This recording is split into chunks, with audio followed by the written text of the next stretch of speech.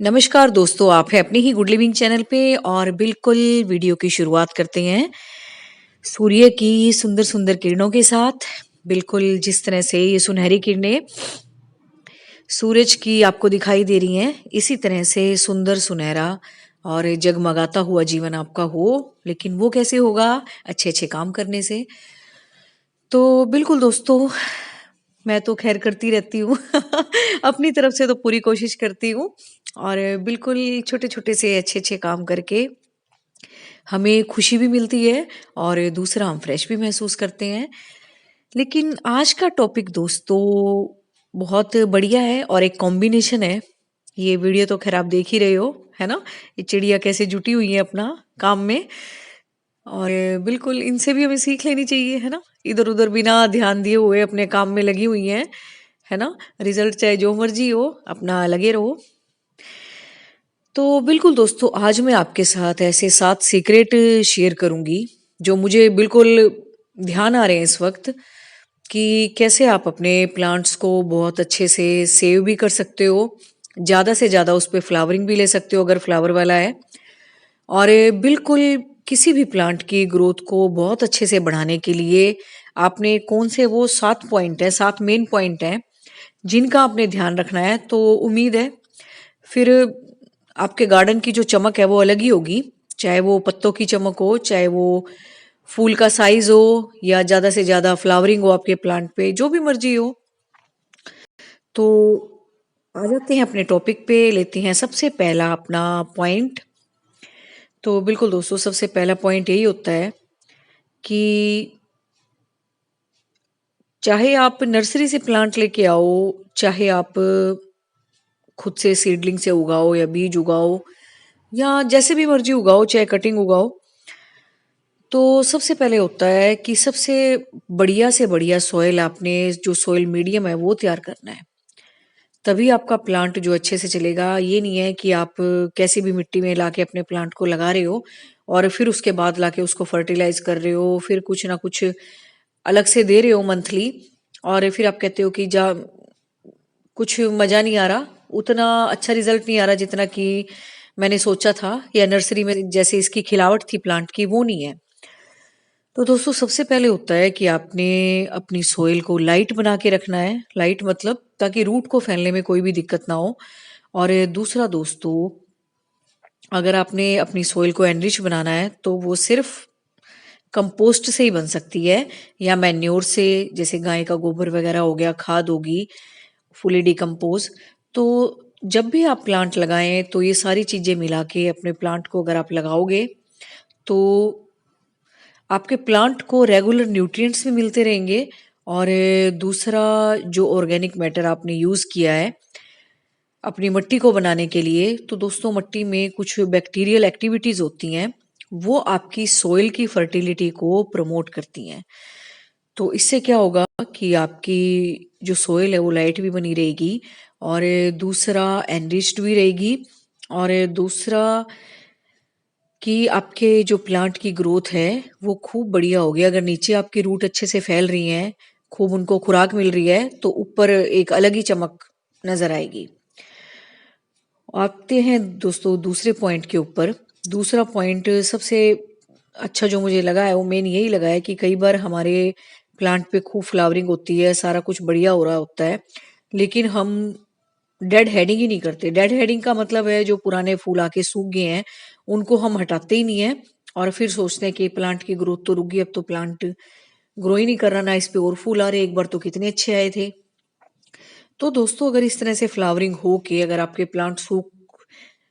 Plant नहीं sorry flower अगर सूख रहे हैं या कोई ब्रांच आपको ऐसी नजर आ रही है कि ये ठीक नहीं है मेरे प्लांट के ऊपर, या इसकी इतनी बढ़िया मुझे ग्रोथ नहीं नजर आ रही, या ऐसी मतलब लेगेसी ब्रांच है, तो आप उसको कट कर दिया करो। सिर्फ आपने हेल्दी ब्रांच अपने प्लांट पे रखनी है और जैसे ही फूल आके सूख जाते हैं उसको हटाओ, ताकि दूसरे फूल को खिलने के लिए जगह भी मिले और नई नई ब्रांच निकले तो उस पे नई नई बर्ड्स बने।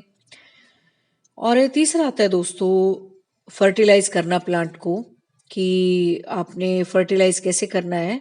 तो फर्टिलाइजर की दोस्तों अगर आपने अपनी बढ़िया सोइल तैयार की है तो इतनी कोई खास जरूरत नहीं होती, लेकिन फिर भी हम अगर चाहते हैं एक्स्ट्रा खुराक देना अपने प्लांट्स को, तो सबसे बढ़िया दोस्तों वैसे लिक्विड फर्टिलाइजर ही होते हैं। अगर आप लिक्विड बना के कुछ भी देते हो तो डायरेक्ट से आपकी सोइल में मिल भी जाते हैं और दूसरा जल्दी से जल्दी प्लांट को बूस्ट करना शुरू कर देते हैं। तो फर्टिलाइजर के तौर पे हमारे पास यही होता है कि फॉस्फोरस की जगह पे अगर आप नाइट्रोजन यूज करते हैं तो इतनी ज़्यादा आपकी फ्लावरिंग नहीं होगी, क्योंकि फॉस्फोरस दोस्तों एक ऐसा एलिमेंट है जो कि प्लांट्स पे मोर ज़्यादा से ज़्यादा फ्लावर के लिए, बर्ड्स के लिए हम अप्लाई करते हैं और उससे ज़्यादा फ्लावरिंग होती है। नाइट्रोजन अगर कंटेंट है किसी फर्टिलाइजर में तो वो क्या काम करेगा, आपके जो डेकोरेशन वाले प्लांट हो गए या फॉलिएज वाले प्लांट हो गए, फॉलिएज मतलब जिसपे पत्ते आते हैं, तो उनके लिए बढ़िया रहता है वो उसके लशी ग्रीन लीव्स के लिए, उसकी ग्रोथ के लिए। लेकिन फ्लावरिंग के लिए हम ज्यादातर ऐसा फर्टिलाइजर लेते हैं जिसमें कि फॉस्फोरस हो। और दोस्तों चौथी बात आती है कि कई बार आप पूछ लेते हो कि मेरे फूल नहीं आ रहे, मेरा साइड में रखा हुआ है प्लांट। तो दोस्तों फूल खिलाने के लिए सबसे ज़्यादा ज़रूरत होती है सूर्य की रोशनी की। अगर सूरज की रोशनी आपके प्लांट को नहीं मिलेगी तो आपके फूल नहीं खिलेंगे। कुछ प्लांट हैं जो शेड लविंग है, लेकिन शेड लविंग प्लांट्स में कभी भी फूल नहीं आते दोस्तों, ये आप समझ लो। फ्लावरिंग वाले प्लांट जो भी होंगे आपके, चाहे वो गर्मी के हों चाहे सर्दी के हों, उन्हें उसी तरीके की धूप चाहिए होगी जैसे कि उस मौसम के वो प्लांट हैं। सर्दियों के हैं तो सर्दियों वाली धूप उन्हें चाहिए होगी, गर्मी के हैं तो गर्मियों वाली धूप उन्हें चाहिए होगी। तो बिल्कुल कई बार हो जाता है टेम्परेचर बहुत ज्यादा, तो फिर हम उन्हें नेट वेट लगा के सेव भी करते हैं, जैसे कि हम करते हैं आमतौर पे। लेकिन दोस्तों फूल खिलाने के लिए सबसे ज्यादा जरूरी है सूरज की रोशनी का। अब आते हैं दोस्तों पांचवें प्लांट के ऊपर कि आप अपनी जो रूट्स है उनको नर्स कैसे कर सकते हो। तो दोस्तों कई बार क्या होता है कि हम खूब सब कुछ बढ़िया हो रहा है, तो कई बार क्या होता है कि हमारा गमला छोटा होता है या बड़ा भी हो, प्लांट भी बड़ा है अगर, तो रूट बाउंड हो जाती हैं। तो हमें पता नहीं लगता, हम सोचते हैं कि सब कुछ दे रहे हैं, प्रॉपर सनलाइट में भी रखा हुआ है, खूब बढ़िया सोइल भी बनाई थी। लेकिन दोस्तों कई बार उस प्लांट की ग्रोथ नीचे इतनी अच्छी चल रही होती है कि जो रूट है ना वो आपस में लिपट जाती हैं एक दूसरे से और उन्हें जगह नहीं मिलती ग्रो करने के लिए। तब भी आपका प्लांट आपको इतना अच्छा नहीं नजर आएगा। तो वो भी आप एक बार चेक कर लिया करो थोड़ा सा निकाल के कि कहीं जो रूट्स हैं इसकी वो तो आपस में अ, मतलब बाउंड तो नहीं होगी हैं। तो बिल्कुल ये छोटी छोटी सी बातें हैं जो आपने ध्यान रखनी है, फिर मुझे लगता है कि आपके प्लांट बहुत अच्छे से ग्रो करेंगे और चाहे जैसा मर्जी मौसम हो। अब आते हैं दोस्तों छठे पॉइंट के ऊपर। छठा पॉइंट क्या है कि आपने मल्चिंग अप्लाई करनी है। सर्दी है तो भी मैंने आपको करके दिखाई थी कि कुछ प्लांट इतने नाजुक होते हैं कि वो सोइल के कांटेक्ट में आने से खराब हो जाते हैं। लेकिन जैसा कि ये एवरग्रीन प्लांट है, कई बार ज्यादा गर्मी बढ़ने की वजह से भी हमारे प्लांट की मिट्टी जो है वो सूख जाती है, इतना मॉइस्चर नहीं मिल पाता जितना कि मिलना चाहिए। एकदम से हम पानी डालते हैं और वो इवेपोरेट हो जाता है। तो उसके लिए आपने क्या करना है, अपने प्लांट्स के लिए अपने प्लांट्स को मल्च करना है। और मल्च करने से दोस्तों क्या होता है कि पेस्ट के भी कांटेक्ट में कम आ पाते हैं प्लांट। और दूसरा जो मल्च की हुई सॉइल होती है वो ज़्यादा मॉइस्ट होती है, और जो एक ह्यूमिड एनवायरनमेंट हमारे प्लांट को ज़रूरी होता है, किसी प्लांट को, चाहे वो डेकोरेशन के हों चाहे वो फूलों वाले हों, तो उनके लिए मल्चिंग बहुत ज़रूरी होती है दोस्तों। बस ये समझ लो, और अब इस बारे में क्या बताऊं। और मल्चिंग पे मैंने वीडियो बना भी दिया है, कैसे कैसे आप घर से मल्चिंग के तरीके अपना सकते हो। और अभी है परफेक्ट टाइम मल्चिंग का सामान इकट्ठा करने का। और सातवां टिप यही है दोस्तों, जो लास्ट है सीक्रेट, कि आपने वाटरिंग कैसे करनी है प्लांट को। कई बार दोस्तों हम इतनी एक्सेस वाटरिंग कर देते हैं अपने प्लांट को कि हमारा प्लांट जो है कि वो सारे वक्त इतना मतलब गीला गीला सा रहता है और उस पे ज्यादा इंसेक्ट होने का भी खतरा बहुत ज्यादा बना रहता है। तो आपने हमेशा पानी तब देना है जब आपको लगे कि वाकई में ही इस प्लांट को पानी की जरूरत है। पानी की बजाय दोस्तों हमारे प्लांट को एक मॉइस्चर वाला जो माहौल है वो ज्यादा पसंद आता है, बजाय कि हम अपने गमले को हमेशा पानी से भरा हुआ रखें। अगर आप स्प्रिंकल करके पानी अपने प्लांट को देते हो, सभी प्लांट्स को, और बिल्कुल जैसे कि बरसात होती है ना, इस तरीके से अगर आप पानी देते हो अपने प्लांट को पाइप से स्प्रिंकल करके, तो एक मॉइस्चर वाला माहौल भी आपके गार्डन में बनता है। और दूसरा यही माहौल आपके प्लांट्स को पसंद भी आता है। तो बस यही 7 टिप थे दोस्तों मेरे, जो मुझे बिल्कुल परफेक्टली ध्यान आ रहे थे। और यही 7 मेन टिप हैं जो आपके गार्डन को हरा भरा भी रखेंगे और ज्यादा से ज्यादा फ्लावरिंग भी आपके प्लांट पे होगी। तो बिल्कुल, जो भी आप पूछ रहे थे कि अपने सीक्रेट बताओ, आपका गार्डन में इतने फूल कैसे खिलते हैं, ये होता है वो होता है, तो ऐसा मैं कुछ भी नहीं करती। बस यही अपना अंदर का काम करने के बाद मैं गार्डन में देखती रहती हूँ किसको किस चीज की जरूरत है, किसको डेड हेडिंग की जरूरत है, किस गमले में मुझे पानी कम लग रहा है, या किसकी ब्रांच कोई लैगी सी हो गई है वो कट करती रहती हूँ।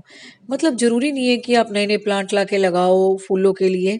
तो बिल्कुल दोस्तों, उनकी सुरक्षा करना और उनका ध्यान देना और बिल्कुल उनकी कटाई छटाई सी करना, यही समझ लो एक आम भाषा में, तो वो बहुत ज्यादा जरूरी है।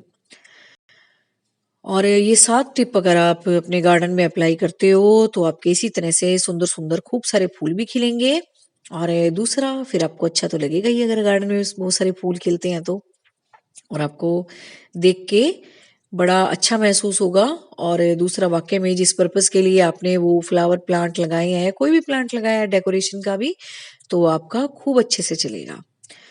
और बस नर्सरी वाले भैया से लेते वक्त तो आपने पूछना ही है भी इसका रख रखाव कैसा है। अगर आपको उस प्लांट के बारे में नहीं पता है, उसका नाम वगैरह पता करना है और आके फिर उसको सर्च भी करना है। कई बार दोस्तों हमारी लोगों को भी नहीं पता होता। तो बस यही 7 सीक्रेट थे। और दोस्तों, एक रिक्वेस्ट है आपसे कि आप मेरा कुकिंग का चैनल भी देख लिया करो, जो स्मार्ट किचन के नाम से है। उसपे मैं बहुत अच्छी अच्छी रेसिपी शेयर करती हूँ। और जो भी आप रेसिपी रिक्वेस्ट करोगे फिर मैं वो भी आपको बना के दूंगी। तो बिल्कुल आप मेरे स्मार्ट किचन चैनल पे जाइए, जहां मैं इतनी जल्दी तो नहीं डालती खैर जब टाइम लगता है तब कोई ना कोई रेसिपी डाल ही देती हूँ जिसकी रिक्वेस्ट आती है। तो बिल्कुल वो भी मेरा चैनल है, वो भी एक बार देखो आप। तो बस दोस्तों, उम्मीद है आज का वीडियो भी आपको अच्छा लगा होगा। Thank you very much.